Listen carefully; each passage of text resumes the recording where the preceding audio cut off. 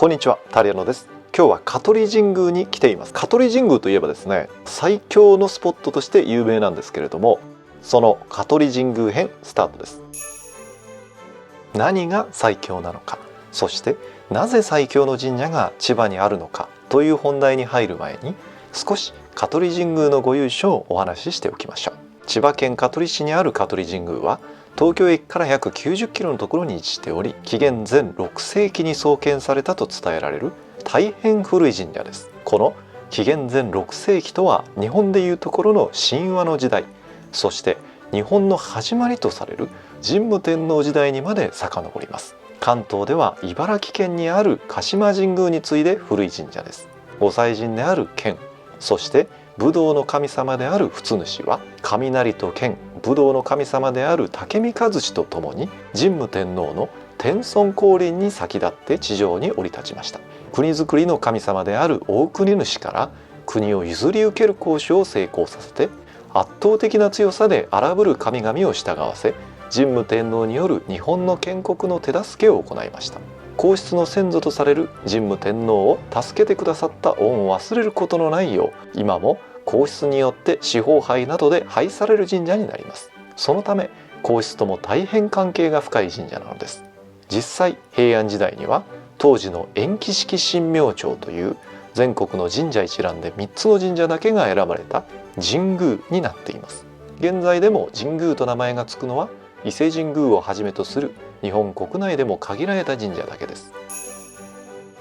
確かに皇室と関係が深いのはそうなのですが、香取神宮は最強のパワースポットとされています。なぜ最強と言われるのでしょうか。実際に見ていきましょ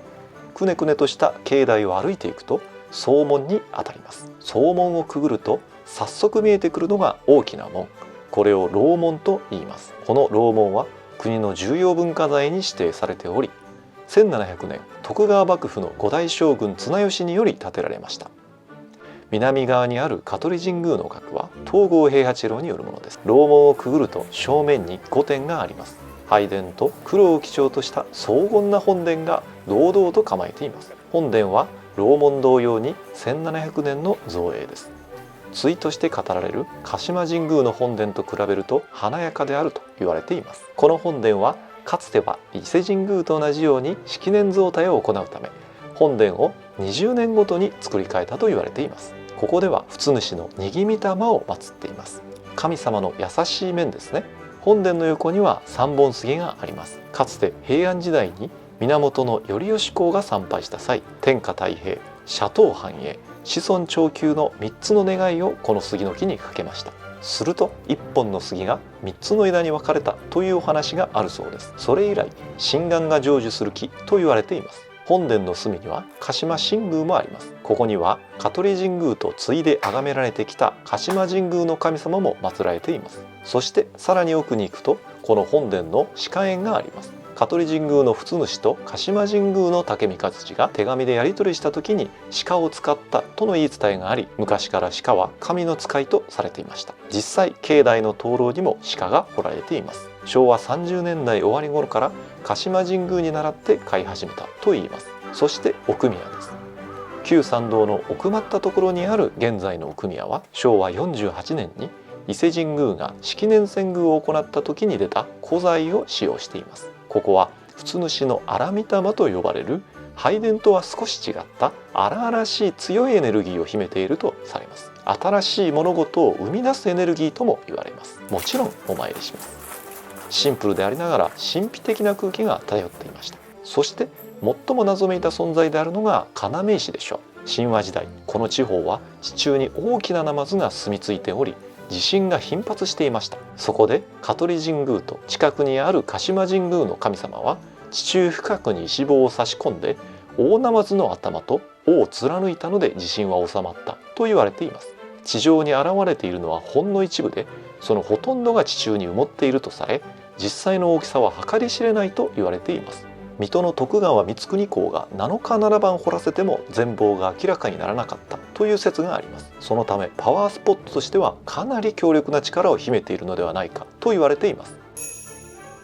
最強であることは少し伝わったかもしれません。ではなぜ都があった京都や奈良から遠く離れた東国にそんな最強の神社があるのでしょうか。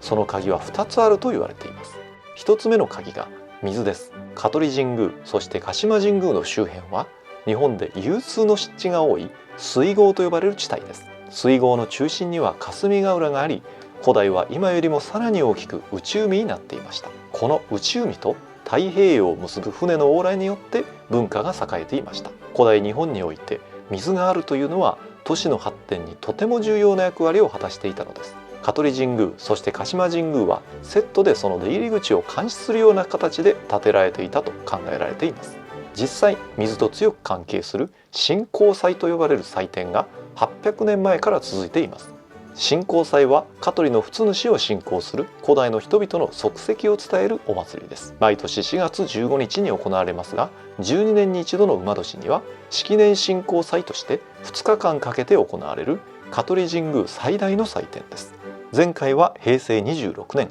次回は2026年です。仏主が東国を平定した時の様子を模したものというふうに言われています。氏子が平安時代さながらの衣装に身を包み、行列を組んで歩き、鹿島神宮のお迎え船と合流して水上祭を行い、香取市内を巡行し、佐原の歴史的な街並みを通って香取神宮に向かいます。これは約3000人の大行列が参加するという盛大なお祭りです。2つ目の鍵が当時の朝廷の事情にあります。当時、北方は蝦夷と呼ばれ、大和朝廷とは敵対関係にありました。日本書紀では現在の茨城の北側の地域は土地が豊かで広いから討ち取るべきだといったお話が登場するほどの緊張関係にありました。これは現在の千葉県北部と茨城県の一帯は大和政権が東国を支配する拠点として考えていたという証なのです。朝廷に服従しない蝦夷に睨みを利かせるため、香取神宮が鹿島神宮とともに置かれたというふうに考えられています。